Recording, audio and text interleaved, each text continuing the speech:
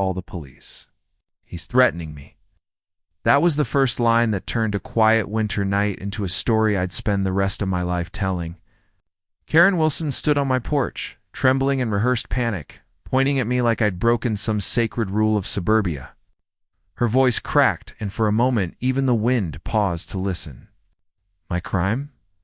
I'd said, "No, thank you." No raised voice. No argument.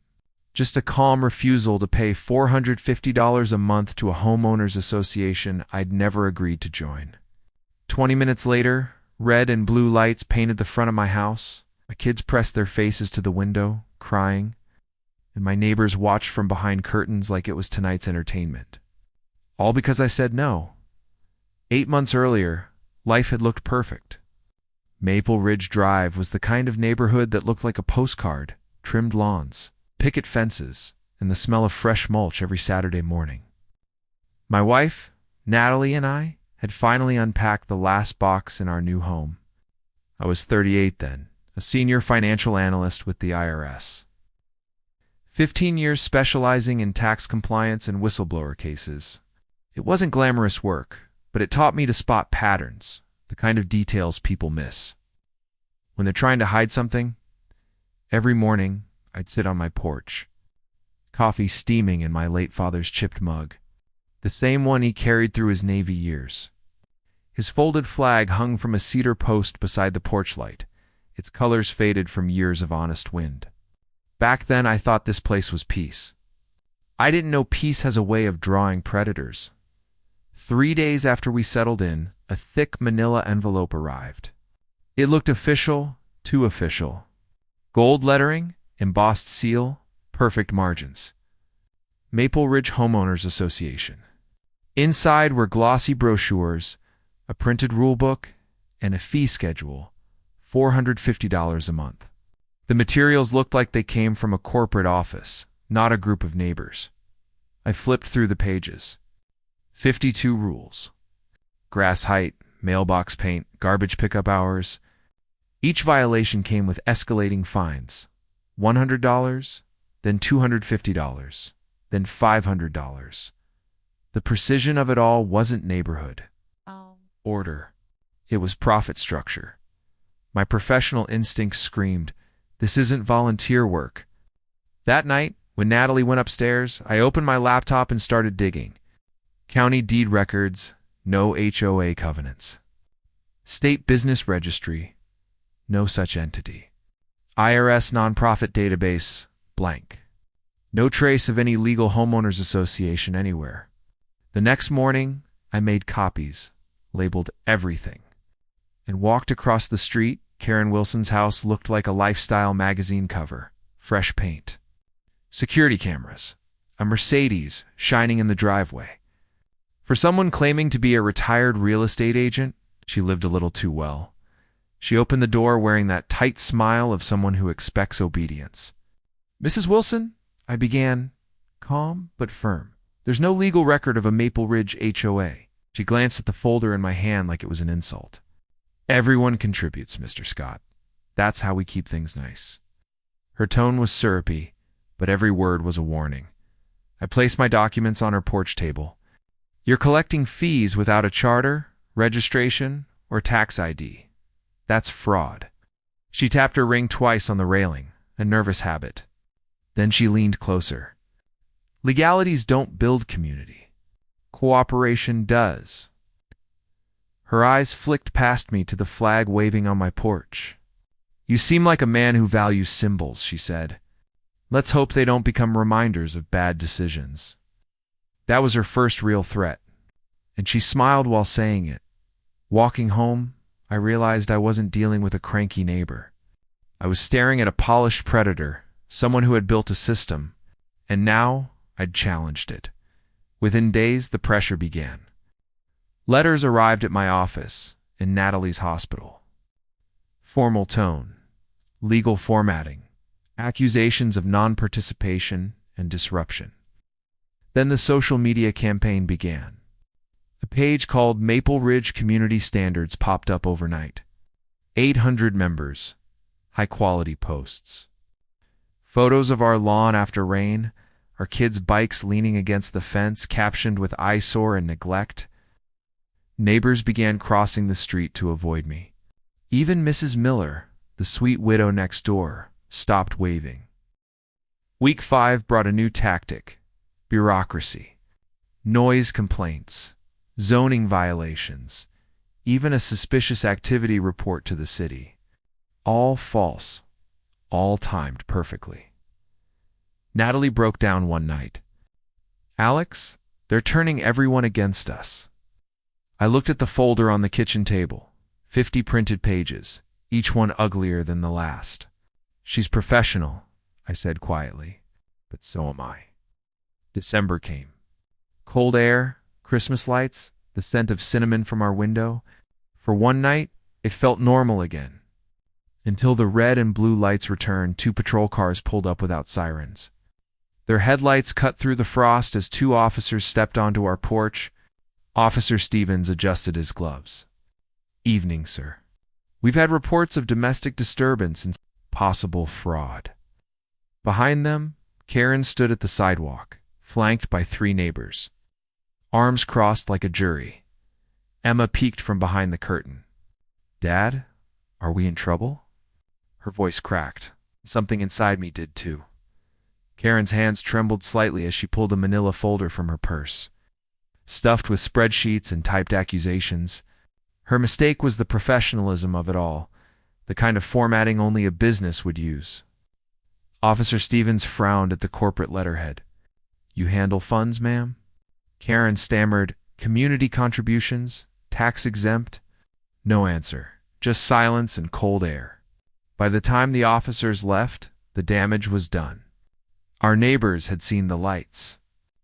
Photos were already spreading online, and in the glow of the Christmas tree, I found one of her evidence papers blowing across the lawn, a spreadsheet listing $32,850 in monthly collections. My IRS training kicked in instantly. If she'd collected that much, she owed the federal government a lot more than an explanation. That night, as the flag outside cracked in the wind, I said to Natalie, "She's not running a neighborhood. She's running a tax-free business." From that moment, I stopped being a homeowner under attack and started being an investigator.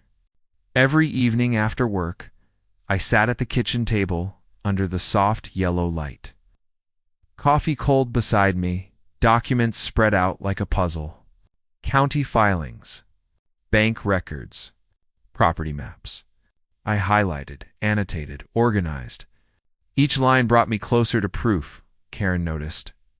Her blinds started closing earlier. A black sedan appeared parked across the street. One morning, Natalie saw a man taking photos near the mailbox. Karen was watching me watch her. Weeks later, she sent a letter, this time threatening. Legal consequences for defamation. Perfect. Another piece of evidence. I compiled everything. Fake letterhead. Facebook screenshots, receipts, even timestamps of harassment. It filled 3 boxes labeled indexed airtight. When I met my lawyer friend downtown, he flipped through the binder and whistled. "Alex," he said, "this isn't neighbor drama. It's organized financial crime." I nodded. "Then it's time to file it properly." On February 20th, 2024, I mailed a 40-page whistleblower report to the IRS Criminal Investigation Division. Certified mail, stamped and logged. As the envelope dropped through the slot, it sounded like justice starting to breathe. Karen found out a month later. She confronted me in my office parking lot, heels clicking on concrete. "I know who you are now," she hissed, "and you'll regret ever crossing me." Her eyes were steady, her voice controlled, that dangerous calm of someone who's lost fear. But that was her mistake. Fear keeps people cautious. A few weeks later, 3 men in suits walked into my office. "Mr. Scott," one said, "you're on temporary administrative leave pending review."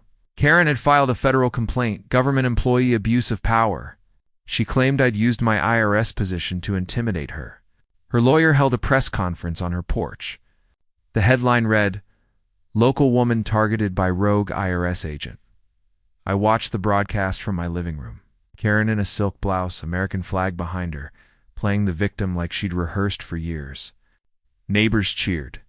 Protesters stood outside my house with signs reading, "Stop IRS bullying." Emma cried again. Natalie couldn't sleep. And for the first time, I wondered if doing the right thing had ruined us. But what Karen didn't know was that her complaint had triggered something much bigger than she imagined. The IRS couldn't investigate me without investigating her. Her own paperwork went under forensic review. Her records, accounts, and digital metadata were analyzed line by line. And what they found was staggering. 8 years of unreported income. Over $2.8 million collected for the community. No taxes filed. No records disclosed. Her fancy formatting had become evidence of intent, while she paraded on local news. The Treasury Inspector General was building a criminal case. Her fake spreadsheets, doctored receipts, even the metadata in her Word documents, all matched patterns of deliberate fraud. Each donation email she'd sent counted as wire fraud. Each mailed letter was mail fraud. Every deposit was tax evasion. By May, the U.S. Attorney's Office had joined the case. The final operation was scheduled for June 15th. 7:30 a.m. Karen stepped out of her house in a silk robe, coffee mug in hand. Across the street, my father's flag waved in the morning light. Then 2 black SUVs and a white evidence van turned the corner. 6 federal agents stepped out. Calm, precise, deliberate. Agent Walsh called out, "Karen Wilson, we have a federal arrest and search warrant." Her mug slipped and shattered on the step. Her voice cracked into the same fake panic she'd used against me months earlier, only this time no one believed it. The handcuffs clicked. Cameras flashed. And for the first time in 8 years, Maple Ridge Drive fell silent. Neighbors stepped out in pajamas, mouths open. Mrs. Miller gripped her walker. Finally, she whispered. The agents rolled out boxes labeled evidence, Exhibit 247A, cash, ledgers, drives, her thick leather binder, the same one she'd waved at the cops that December night. By noon, the street was free. No threats. No letters. No whispers behind curtains. Just the sound of children laughing again. Karen was sentenced 6 months later, 6 years in federal prison, $2.8 million, restitution, and a lifetime ban from managing any association. A year after her arrest, I stood on my porch again. The flag still fluttered, steady and proud. Emma and Jack raced their bikes down the driveway. Atali's laughter floated from the kitchen window. Maple Ridge was finally a neighborhood again, not a kingdom of fear. A real HOA formed, transparent and voluntary. Mrs. Miller hosted coffee mornings. Mr. Harris, the retired accountant, became treasurer. No more intimidation, just community. I still sit here every morning with my father's mug, coffee steam curling into the cold air. Sometimes I look across the street at Karen's old house, now painted blue, the swing set in the yard, and I think about the night she called the police. She thought she was summoning control, but she'd really called her own ending. Some fights aren't about winning. They're about teaching your children that calm courage